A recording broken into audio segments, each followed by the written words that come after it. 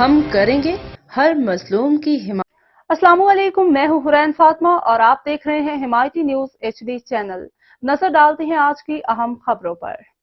کراچی محکمہ موسمیات نے گزشتہ 24 گھنٹوں کے دوران شہر میں ہونے والی بارش کے اعداد و شمار جاری کر دیے۔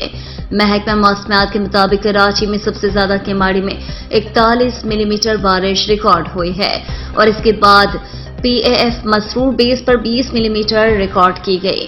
محکمہ موسمیات کا بتانا ہے کہ قائد آباد اور صدر میں 19 ملی میٹر اور Orangi town 18.2، Korangi 16.2، DHA phase 2 14.7 اور PF بیس فیصل پر 11 ملی میٹر بارش ریکارڈ ہوئی۔